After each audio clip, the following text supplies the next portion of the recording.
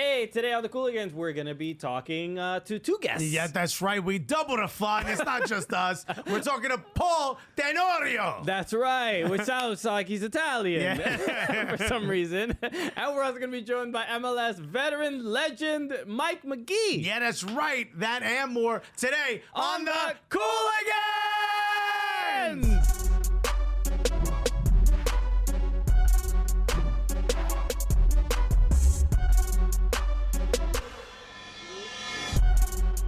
Yeah, baby! Let's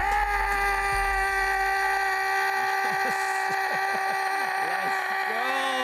Wow, yeah. A lot of reason to be excited. Alexis I'm dizzy. wasted all his energy. It's going to be all downhill from here. Taking a little nappy nap now. Nighty-night. No, thank you for joining us today. We have Thursday show. Yeah. Excited because, again, we have two guests today. This is amazing. This is amazing. We don't have room on the couch. Where we going to put all these people? Fubo, get a bigger couch. Yeah. We got to get some chairs, dog. Someone could sit on the table. We'll figure things out. Yeah. You know, we'll sit. You know, get some folding Like chairs. some 90s sitcom, someone will sit at the top of the couch. Yes. Get some folding chairs. Welcome to the show. Bring the folding chairs. My name is Christian Polanco. I'm Alexis Guerrero. All right, we are your favorite stand-up comedians that host the funniest soccer show that you have ever seen in your life. This is it. This is the greatest. And it's not just that. It happens to be the funniest, the greatest, the most illustrious, the most beautiful, the most gorgeous, and also the most gulliest. That's right. Yeah, people. We walk down this show gets catcalled down the street when we're walking down. And we don't like it. Okay, these ladies need to tone it down. Hey, we already know we're beautiful. You ain't got to tell us. We got mirrors. But no, we have a lot to get to today, especially with our first guest. So happy to have him on. I mean, a dear friend. Yeah. Right? You said it like you didn't believe it. You said it like you didn't even think it was a possibility. No, I mean, does he like us? Who knows? No, writer for The Athletic. I mean, he's covered American soccer for years in a lot of different publications. This is the guy. This is the MLS. guy. When it comes to this is how I always introduce Paul. I say, the Adam Schefter of soccer. Right. This is how I introduce Paul. I said, yo, when GMs get hired, they reach out to him and go, yo, what are we supposed to do with all this tan? That's basically it. So please introduce our guest, Alexis. So you've already said it. Writer for The Athletic, one of our favorite people in MLS soccer. Unless you're driving, put your hands together for the one, the only, Paul Tenorio! Hey, Paul. How's it going, man? What's up, fellas? I appreciate that introduction. I mean, how can I can't even top that. I can't even introduce myself that well. Buddy, your presence enough. Just put your resume to the camera, okay? So everybody knows. You got one of those resumes that folds out. Yeah, so let's start by just introducing you to people who may not know who you are. You do write for The Athletic, but what do you do, Paul? Yeah, what do you do? Yeah, I mean, I try to cover American soccer in totality. So everything from Major League Soccer to the U.S. national team, USL and the lower divisions. And, I try to keep my fingers on the pulse of what's happening in the transfer windows and all the MLS rules, TAM, GAM, and discovery lists, all that garbage. And then, try to tell good stories as well. So most people like the TAM and GAM stuff more than the stories. So I just try to do as much of that as I can. We're like little raccoons rifling through that little trash. Yeah, okay? man, we're going through all that trash. We got diseases, Paul. We want How does that, I'm curious about just your doing this particular job, because there really aren't many people on the planet that have the knowledge that you do, whether you want it or not. There aren't many people that are aware of American soccer and aware of especially MLS in particular to the degree that you do. What is it like being you? Everyone reaching out to you. I'm sure there's so many people. Like MLS omnipotence. Yeah, I mean, it's always been a life goal to be like an expert in things that no one else cares about or knows about. You know who the best is like, unfortunately, like my father-in-law reads my stuff on The Athletic, and I just feel so bad for him trying to sort through that stuff. I mean, it's been interesting because what it does is it changes conversations with general managers and coaches and sources. because I am able to understand some of the stuff that they work with day to day. And that's really helped me to cover the league in a way that not a lot of people cover it. If you cover Major League Baseball or the NBA or NFL, you can go and look at all the available contract information. Everything's out there. It's pretty clear how teams put rosters together, and we see that coverage all over the place. And MLS, not all that information is out there. The rules are convoluted, and so it's a little bit more difficult to go in depth into how rosters are built, how teams are put together. And, that's kind of my forte. So in a way, it's allowed me to become one of the top reporters covering MLS because I'm able to get into those conversations with GMs and understand their mindset and their thinking behind pretty much every roster rule or trade. And so that's been a really useful tool for me. And then what I've learned is actually there are a lot of people who love, kind of the idea of learning roster rules, how to put a team together. I mean, it's what we've seen with all the different games that have come out around soccer and being a general manager. It's the same audience that's existing with all the analytics people in baseball that's kind of built out of the readership there as well. So it's kind of worked out nicely that I happen to love like the dorkiest side of an already dorky beat. It's like those GMs are like the people who play Dungeons and Dragons. You know what I mean? They like build their own world. Like, you can't do that. You're a pawn or whatever.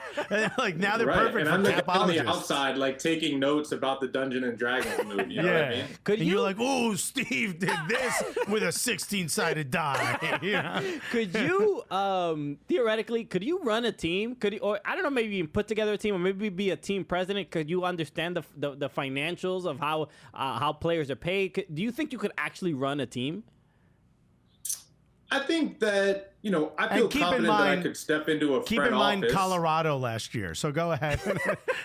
Yeah, I mean, look, the real thing, I mean, everyone that looks around the league knows that, there are some people who have jobs that aren't very good at their jobs building rosters. I think I could step into a front office and help. The problem is, I know as much as I can know publicly, but there's a lot of stuff MLS keeps behind the scenes that I don't know about. So I think it would be difficult for anyone to step in right away and just know the rules. I mean, we've seen that with some of these foreign GMs that have come in who have been very successful in Europe, and it takes them a year or two to kind of figure out what to do. But yeah, I mean, I think I have confidence that I could step into a front office and be successful. But that's all just like, I'm sure if a GM heard me say that right now, they're probably kicking back in their chair laughing about it because you only know what you know. You don't know what you don't know. Yeah. But it is insane that you're like on the cutting edge and on the cusp of all this information. Like when new information comes out, like a youth transfer fund, like when that was rumored, I don't even know if that went through. Every time something like that comes out, are you like, get going, and I got to know about this too? Yeah, luckily I find out about it before it happens, like the youth transfer fund, which they ended up killing because of the CBA. They didn't want to introduce a new pot of money before these current CBA negotiations that are happening. But yeah, you're just like, how the heck, why are we adding more things to learn? But you know what? I get some relief in the sense that like GMs say that to me too. Like they're not like cheering for the youth transfer fund and for new rules to come in. They're like, oh man, I got to learn this new thing. I got to learn how to this allocation money. Oh, you're adding another algebra problem to you're already difficult job. Get the kid from Go Will Hunting. We can't do this. We got more with Paul when we get back.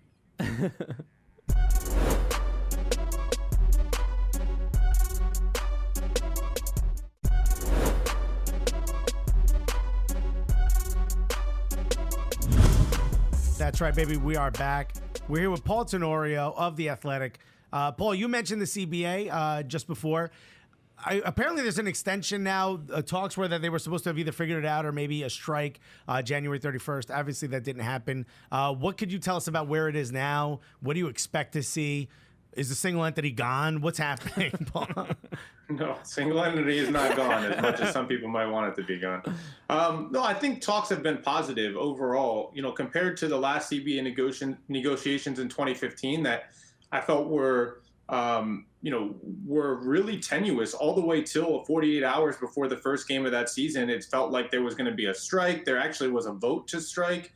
And then they were able to use an government arbitrator to avoid that strike. This time around, I haven't heard anything beyond the prepared to strike. Talks haven't been that negative or pessimistic to this point. I think there's a belief that they're pretty close on some key issues. Now, I don't know how much things are going to change drastically within the salary cap structure. I don't really anticipate that happening. And a big part of the reason why is the players aren't really pushing for that right now. I think players really want change in player rights, movement, free agency, an expansion of, kind of basic insurance and things like that, as well as, I think an ability to different types of player movement. So there's the free agency side of it where they want that to expand. Right now it's 28 and 8. They want to move that down somewhere. They want to kind of get rid of the leverage that teams have with contracts where you can make bona fide offers and hold on to player rights in perpetuity. Those types of things are much more important. Increase in the senior minimum salary and the reserve minimum salary. We saw that go up significantly in the last CBA. So those are the things the players are focused on. And as a result, I'm not anticipating huge changes in the way the league operates its salary cap.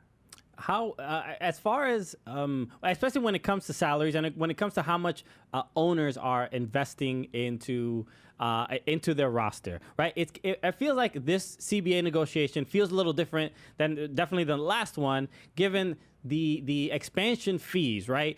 We see how much the league is bringing in with and these, how valuable the teams are now. yeah, and we see how much money is coming in. So MLS can't use the same excuse of like we're not profitable, right? Like I know there was just an article Felipe Cardenas released it, I think either this morning or yesterday, about how Arthur Blank was just saying like, hey, no, we're doing pretty good. He's like, we all making money, baby.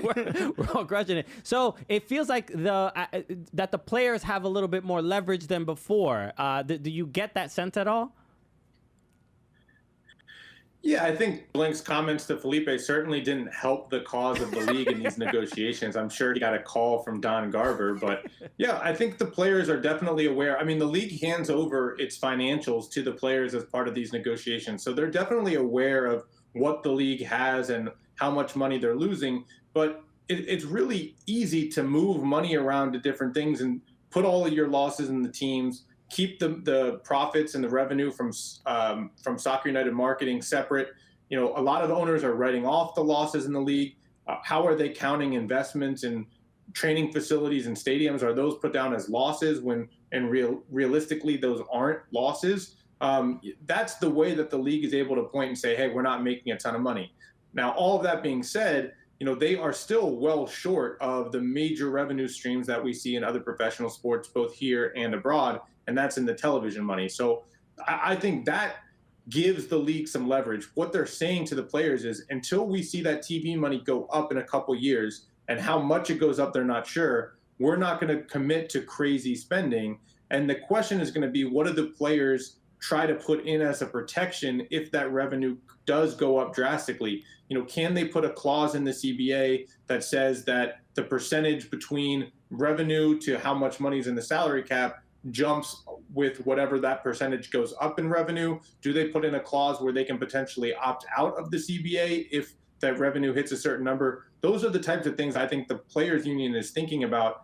But yeah, I mean, I would say in some ways that knowledge gives them a little bit more leverage, but the league still holds the vast majority of leverage in these CBA negotiations. And that's why we have to be ready for incremental change. I should say one of the bigger changes we could see that the players are really fighting for is the elimination of targeted allocation money. They don't love that the league administers that and rules who is eligible for TAM and who's not eligible for TAM.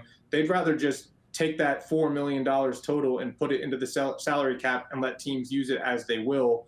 The league wants to hold on to TAM. So that's, I think, one of the big points of contention in negotiations right now. Just for those of us who don't understand why is that leverage for the league? Why is TAM something that they want to keep? Like, what exactly gives them leverage because they have that? It's control. They can control what teams are doing on their rosters. And basically, when they created TAM, the idea behind it was to improve spots 4 through 8 or 9 on the roster. They didn't want TAM used to give guys already in the league raises. The intention was to improve the level of play in the league, improve the on-field product. And if they didn't essentially trust the general managers and the teams to use that money in the right way. So they said, okay, here's this money, but the conditions are X, Y, and Z, more than the senior maximum budget charge, right? Between that and $1.5 million, or $1 million more than the budget charge. And, you have to use it on players coming from abroad or for a player being bought down as a DP. So they put all these rules on it, and then they were approving and denying TAM for the first year of its existence. They love that control. Any more control that they can exert over the teams, they will. And that's the reason the league loves it. They want to make sure that in their eyes, money is being used properly. Now, the problem with that is for every team, for every market, what's valuable is different. A player in Salt Lake City is going to be different value to a player in Atlanta or LA. And so that's where it starts to become very difficult. And there were some clear inefficiencies with that idea of TAM, including the fact that a lot of teams were taking a $400,000 player from abroad and saying, you know what, we're going to pay you $600 because it makes better budget sense for us, because then we can buy you down with TAM instead of you being a $400,000 player on our roster. If we pay you $200 more and buy you down with TAM, you're $150. That's a market inefficiency. That's bad business for MLS. So I think there will be some changes. I don't think the league is going to win this one, but there is a clause in the CBA called the management clause.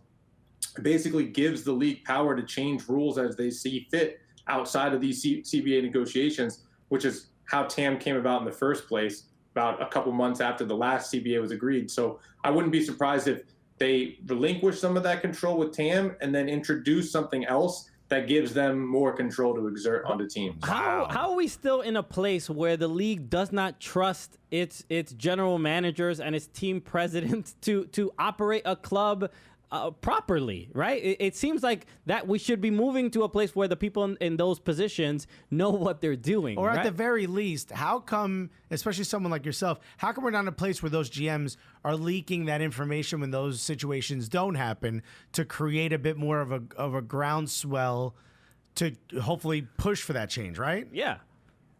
I mean, we saw some of that. To be fair, I wrote about it last year when Tim Parker got denied a contract. Walker Zimmerman was being denied a contract. CJ Sapong.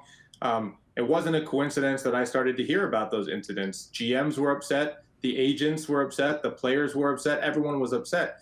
And I think the biggest counter argument you can make is this league wants to get better and it's looking for ways to get better. And, how can you ever get better if you're protecting the worst general managers in the league from themselves?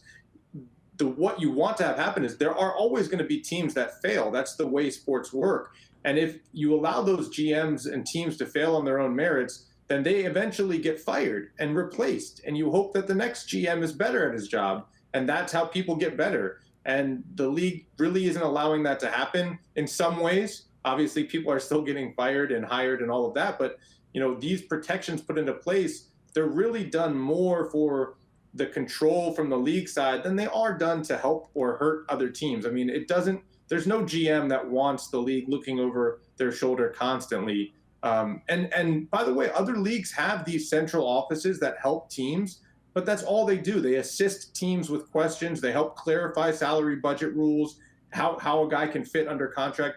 They don't administer decisions about where a player falls on a roster, or they don't involve themselves in negotiations. So this league still has a long way to go in giving autonomy to the teams and the owners. And I think it's going to be a big point of contention, not just in this CBA, but in the next CBA, because they're never going to give up full control at once. And I can promise you, there are the vast majority of teams and general managers that really want to see this happen, that want to see the reins loosened from MLS HQ in New York. Wow. So listen, stop snitching unless it's to Paul Tenorio. We're all for exactly. that. Exactly. We got more with Paul when we get back.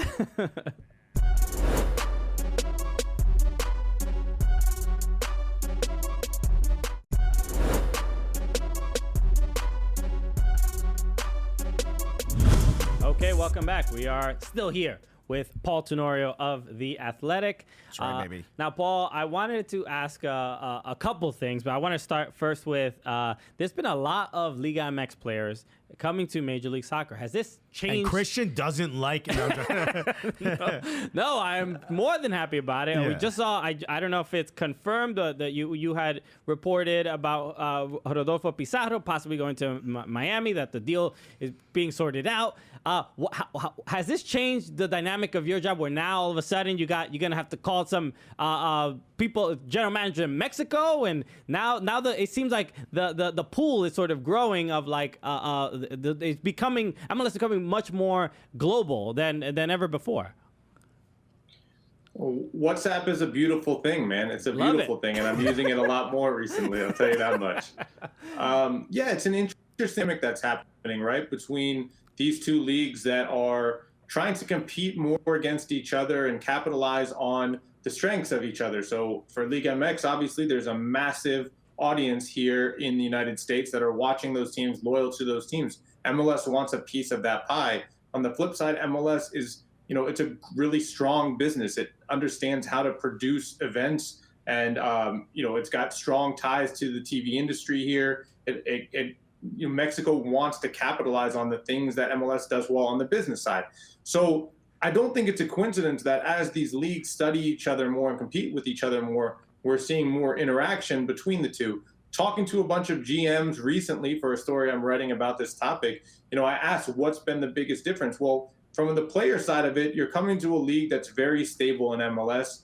You know when your paycheck's coming, that it's going to be there on time. You know that your life is going to be much calmer in the United States than it is in Mexico, both because, the fans there, they take things a little bit more seriously. I think the American culture, we don't really, even in the most brazen moments there, we leave celebrities alone pretty much. Even like if you were playing for the Lakers, if you're LeBron and you go out in a club in New York after playing the Knicks, nobody's shouting you down. Tell me if I'm wrong, guys. Maybe that's the wrong team to bring up. But for the most part, there's a calmer culture in the American kind of celebrity culture. So I think it's and also you have to be able to get recognized, right? So I think that's a big part of it. From the team side of it, I think the biggest difference has been the money that's come into Major League Soccer is different. And as a result, Liga MX has always outspent MLS and continues to outspend MLS.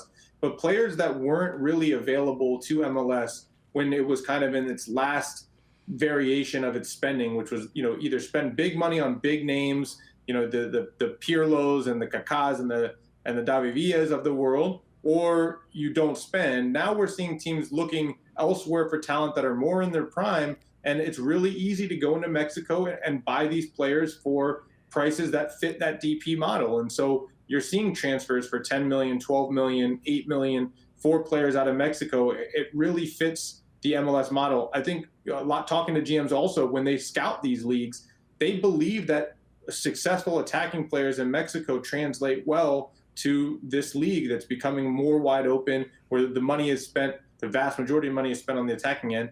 And so it makes it easier to project how that player is going to perform in Major League Soccer. Meanwhile, the Mexican teams are counting their money, man, because I think MLS right now is still spending a little bit above market value. And Liga MX teams are not dumb. They're saying, hey, you want to pay 10 million, 15 million for this guy that we re-rate as an $8 million player? Absolutely. Happy to offload him to you.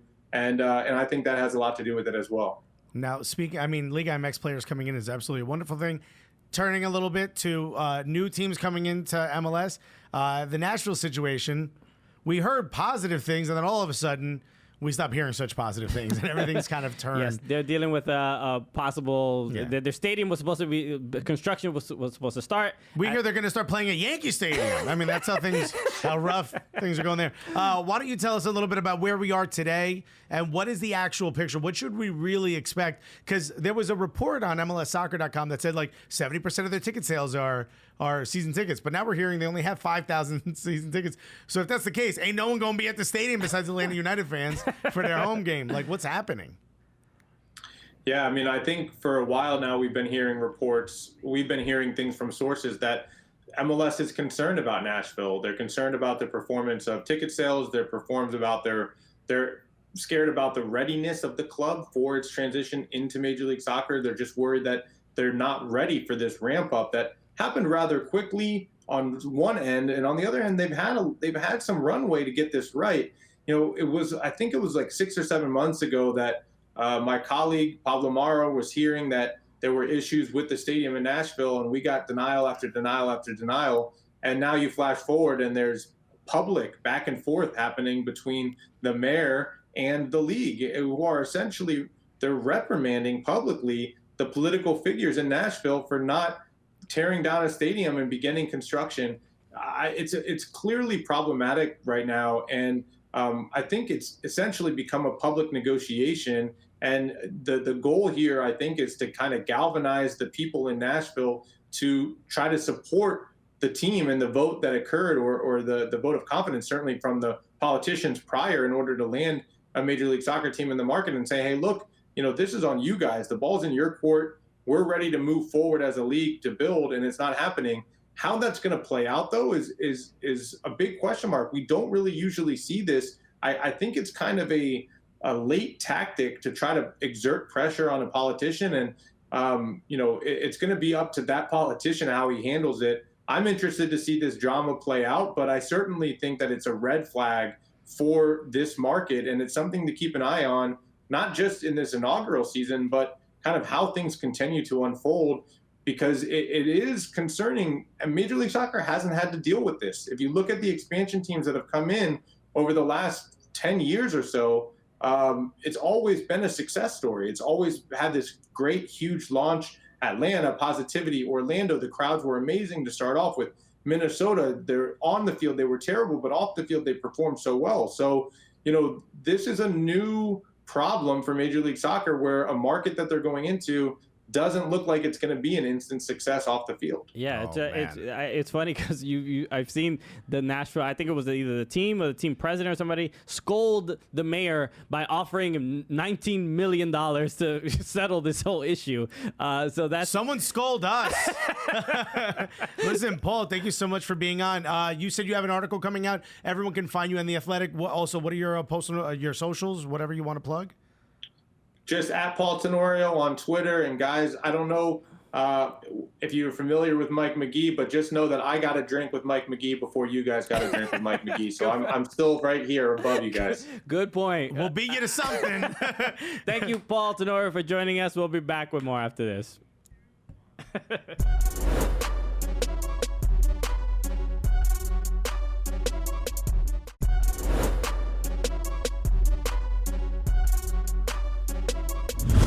That's right, we're back, baby. What a great interview with Paul Tenorio. You know what? I'm going to say this on camera. I love Paul Tenorio. That's right, Paul.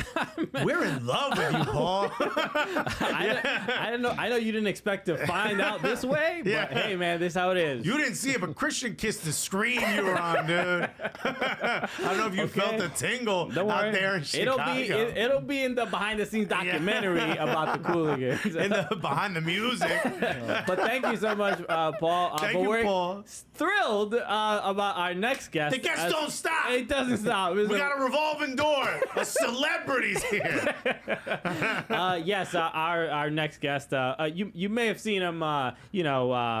Bouncing around with the LA Galaxy a little bit. Box to box, maybe. Okay. Also the Chicago Fire. Just an absolute legend. Just an important figure in Major League Soccer. Please introduce our guest, Alexis. I can't believe he's here, okay?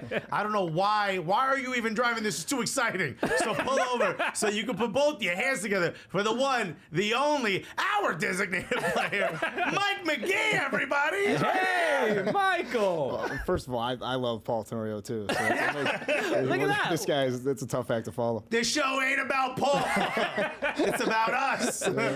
Mike Magee, this is wild. We're absolutely thrilled that you are in this room. I'm excited. This is my first time meeting you. You hung out with Alexis in Grand Rapids, Michigan. Which is where you meet all MLS big name players.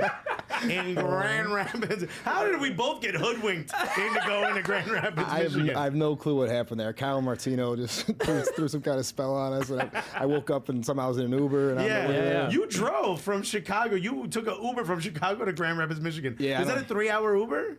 I have no idea. I slept the night before. You did sleep I'm gonna humble brag right now. The night before, I got inducted in the Chicago Sports Hall of Fame. Wow. So I slipped that in there. So and you said, "What do you do?" And you said, "Instead of going to Disney World, I'm going to Grand Rapids." So as you can imagine, I told him I couldn't make it, couldn't drive. He's like, "What if I called you an Uber?" I'm like, "I'll at least some part of me will show up." So I slept most of it. He's not making this up. I remember the phone calls. They're like, "You know what? If he flies, it's about the same, blah, blah, blah." And I'm like, "You're not thinking about putting Mike Magee." You remember the bags under my eyes? And That's I was like, what you meant to say? You can't possibly. And they're like, "Don't worry, he's going to sleep." And I'm like, well, this driver is going to be like, "You're doing what?" When that came up in the app, he was like, "This seems broken." Hey, just put him in the trunk. He'll be fine. I remember I got a phone call from Cal Martino, and he was like, I had sort of... And just so people know, this was for the over-under initiative. There was an event, Yep. yeah. But there was an event here in New York where it was, he had 2 microphones and no one was really taking control of the second mic. So I just picked it up and started talking into it, and I took control of the whole event. And I apologized to everyone afterwards. But he called me and he's like, "Hey, you want to host an event for real? As opposed to just stealing someone's microphone?" And I was like, "Yeah." And he goes, "All right, are you available on this day?" I go, "Yeah." He goes, "So you're committing to it. You can do it." And I was like, "Yeah, absolutely. Where is it?" He's like, "You're going to Grand Rapids, Michigan." And he hung up. That's how. And I'm not kidding. And the email came up the next day with tickets to Grand Rapids, Michigan. You got pranked. Yeah.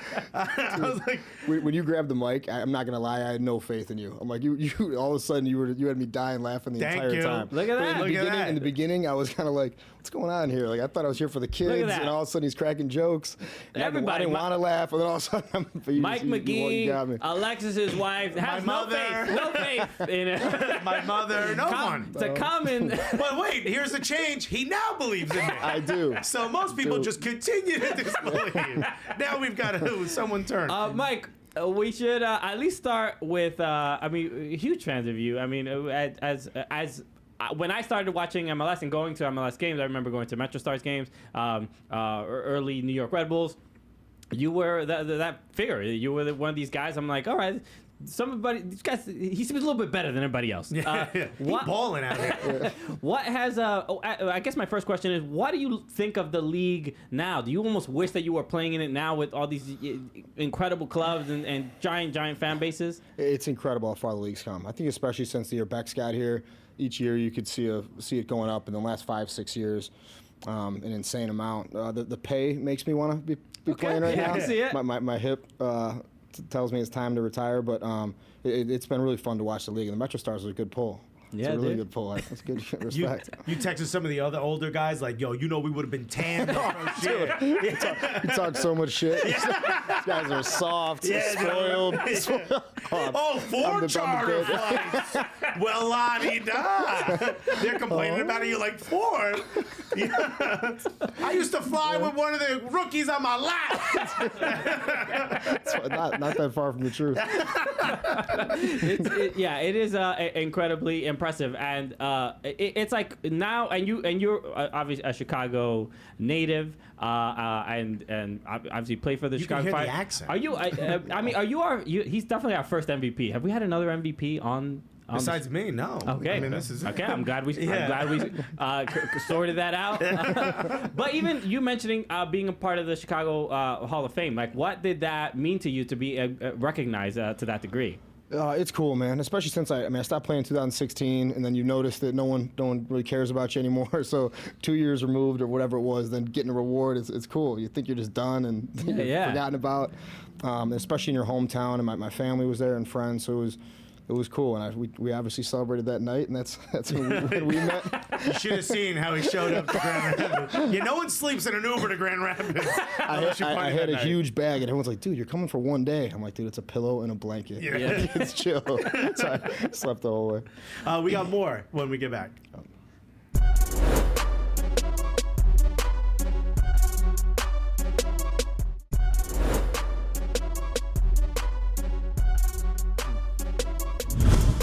That's right, baby. We back with Mike Magee.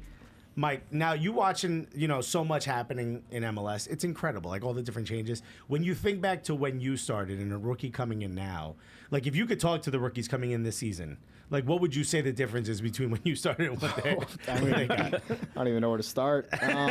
Not taking it for granted. When you mentioned the MetroStars, I remember back in those days, and we had like 13 rookies, and we used to not see the importance of where the sport was growing. So we might have celebrated life outside of soccer a little too much, and maybe not taken it as seriously as we probably could have. But that, and it's over in a blink of an eye. I mean, I played 14 years, and when the day it ended, it seemed like it was 3 years. So Wow. So it happens to you quickly. Very quickly. You one of my favorite things what happens in soccer Twitter, especially American soccer Twitter, is goalkeeper players that have to go and goal, and yours always comes up. It's probably about 3-4 times a year. Somebody will post it, and I it'll watched go. this game live. Okay, good. It's great. I mean, I wasn't there. I was watching it on TV, but I remember watching it like, who the I had no Josh. offense, but you were the shortest dude on the field. I had Josh Saunders' jersey on, looked like a skirt, and Donovan Ricketts' gloves. They were the first save I made. The entire glove flipped all the way around. Hilarious. And so most people. So if people do not know, this was June 25th, 2011. You were with the LA Galaxy. Yep. And it was versus the California Classico. It was against the Smurfs, I love it. Shot still fired. And like you said, Donovan Ricketts was injured, and then Josh Saunders got a red card. But that was the same game that Lennart headed the ball out of. And I said this to you in person. I remember he was running behind Josh Saunders, and I go, it'd be cool if he headed the ball because you can't touch it with your hands. And then he did it. I'm like, I might be too powerful. I wish money would fall from the sky. I swear on my life, I had that thought. And then he does it. And for some reason, they didn't give him a red card. You're not allowed to do that. But I think he got into a scuffle, and that's how Saunders I think Josh might have elbowed him a little bit, and he might have made a meal of it. But the ref wasn't with us that day. Yeah, no, Lennart was one of those beasts. He could just flop anytime he wanted. It was great. And then all of a sudden, there's no backup. Like, you can't put another one in because it was who's the first goalkeeper? Donovan Ricketts. Ricketts, and then all of a sudden it was Josh Saunders is out. So there was like a 30-second pause of people trying to decide what happens. What happened in that moment? How did you get the call? I was looking at the clock, and it was like 36th minute or something. And I'm thinking, shit, I want to play goalie. Oh my God, I'll make it to half. I think I can make it 9 minutes or whatever it was. And I'm playing left mid, so I'm next to Bruce. I'm like, Bruce, who's going to play goalie? And he goes, you think I know? I'm like, all right, that's me. So I walked back like I'm relaying the message to the team, and I was like, what are we doing? He's like, Bruce said I'm going in. He said, Bruce said it's me. And then I remember at halftime, I'm sitting there at halftime, and now I'm thinking, all right, did my job, got in, taking the gloves off. You gave no goals up. No goals? Yeah. Well, and you were down a man. We're down a man. So at halftime, I'm thinking, I'm going to get to go back out, or I'm going to go back on the field. Bruce has got some master plan. Yeah. And I remember it dawned on me, he's like, dude, we can't even let him shoot because they're going to score on Magee. I'm like, wait, I got to go back, out there? You're like, what you mean, Gunna? Well, so does Gunna, I keep hearing. Okay, this team talk ain't going the way I planned. Yeah, right? Yeah, so You're in the showers, you're like, I thought I was. So luckily it worked out, and I'll chalk that up to another thing that while I was playing, I hated it. It was just the only thing people spoke about, but now it's cool getting to relive those days. But I mean, as you played goalie like as a kid, though, you said, right? Never. Your first time ever playing goalkeeper was in that moment. Yeah. Wonderful. Great planning. Bruce is a genius. I'm starting to see what happened in Trinidad and Tobago. To be completely honest with you. I can't that's going to be clipped out, just so you know. He doesn't co-sign what I just said. But as players, like these players that are running towards you with the ball, what's going through your head? I had zero respect for goalies up until the first cross came in, and then there's actually one that keeps showing up on the highlight tape where I'm gonna catch it, and it's an easy cross. At the last second, I just kind of push it into the middle of the field, and it's the only one I wish they'd remove from the highlight tape. You'll know what I'm talking about. Somebody crosses it, and I hit it just into traffic. Just push it. The last second. You're like, get it out here, put it in this net. Dude, Omar Gonzalez is running at me. My own guys. So I got a newfound respect for goalies after that day for sure. Yeah, but they must have been incredibly. Your teammates must have been proud of you after. It was incredible. I mean, the way they rallied, and was bizarre. Greg Berhalter and AJ, and it was kind of the turning point in our season. But the way they played, I might have made one good save at the end there, but the way they played, blocking shots and running around, and those guys must have gotten 4 days off that week because they were all dead. I'm sure. And I get all the credit for it, and I take it. I'll take the credit. But those guys, it's because of me, boys. Well, you guys won MLS Cup that year as well. I mean, this must have been like something that kind of motivated you guys. It was. We celebrated again. Seems like I celebrate a lot, right? That's all we're talking about. Which could segue. Good segue into what I did after soccer. Yeah. But what are we talking about now? You won MLS Cup. And won MLS Cup. And that night, we all went out and had a blast. The only time I left, I celebrated a tie, and there was definitely a turning point in a way the group came together, and we won MLS Cup. So that was. Was there a part of you that was like, Bruce, put me in for the end of MLS Cup? Put me in goal for the end of it. Never again. the amount of time somebody will ask me to go in goal, never in practice, never. I will not do it. You got to do it in a pickup game. It'd be hilarious. We got more with Mike when we get back.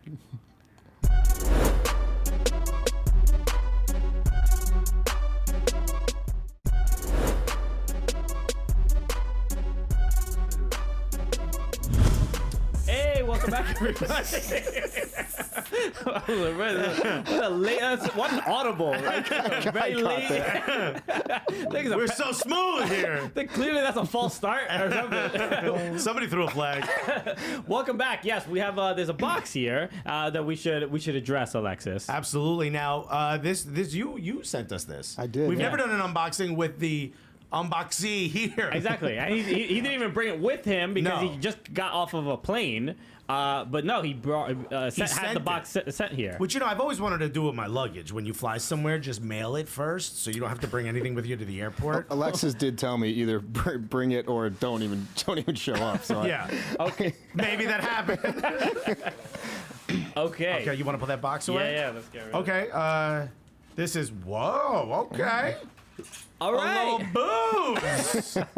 So this is yes. What are we looking at here? Sneaky Fox. Terrible logo label for the TV because it's all reflective. But it says Sneaky Fox Vodka. Gluten free. Just for you, yeah. Okay. For all the basic out there. Yeah, it's really important to Alexis. Can we try? I mean, we have glasses here, yes, so we're going to try Can you tell us? So Mike Magee, tell us about Sneaky Fox Vodka a little bit.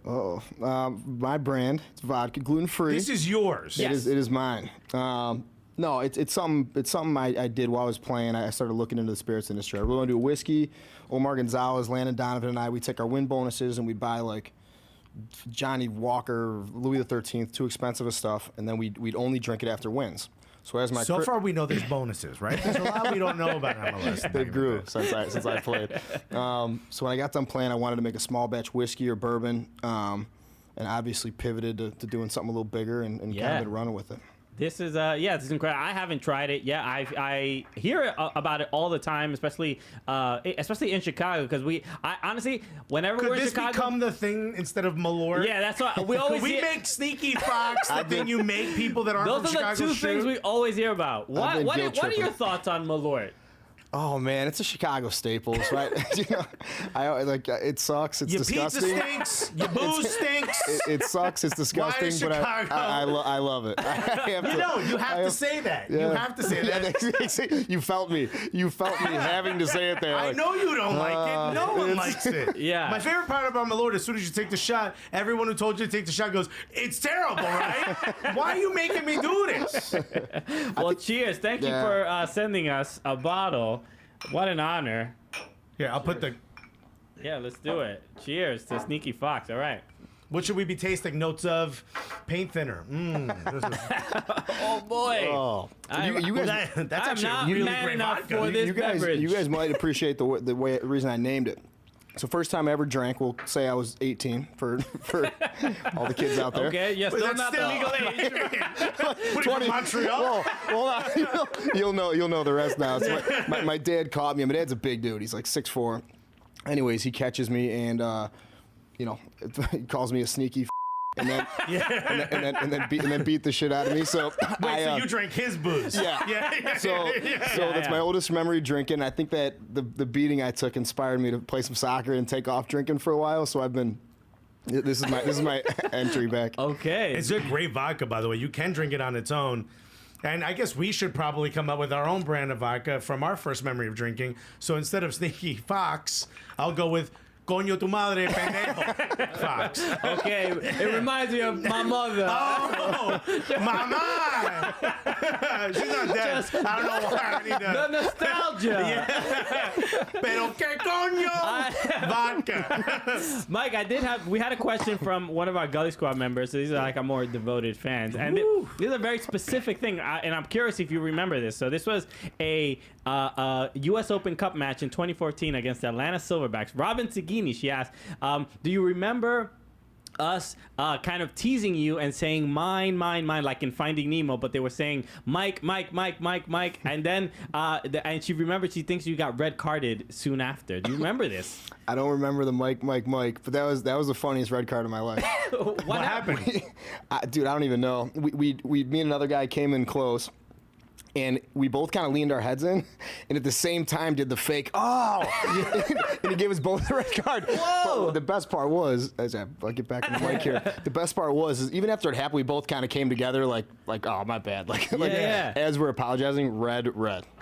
In the first half. Unbelievable. Now, it was on one of the worst fields I ever played on, so it was actually maybe a little kind of lucky, yeah. Kind of lucky, but that's hilarious that you both faked it so well that you both got red cards. It was bad. The ref made a mistake, or we did, one or the other. But what do you do? Go for steak during the second half? Like, what do you and that guy do now? He was not happy with me. No. I don't know. We won the game, and then lost the next week to Seattle, and I couldn't play. So that was a big mistake. All right. So remember, looking back on things we're supposed to tell the young players. Yeah. Don't do that. Don't headbutt anybody. And then. All right. Play goalkeeper. We'll be back with more Mike Magee after this, guys.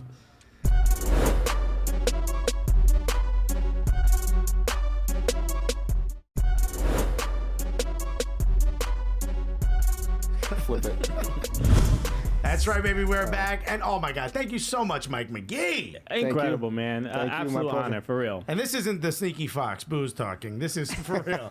It means so much that you were on, man. No, thanks for him. Yeah, absolutely. Man. So make sure you support Sneaky Fox Vodka if especially it's available. if you're in Chicago, right? Exactly. And follow Mike Magee on all social channels. Follow us at Soccer Cooligans. And thank you to Paul Tenorio for being on the show today. That's right. He was incredible as well. We learned a lot. Learned a lot about MLS contracts that we've already forgotten. Yes, Mike. That's how confusing it is. Yes, if Mike was here during Paul's thing, he'd be like, okay, where's all this money come from? Damn.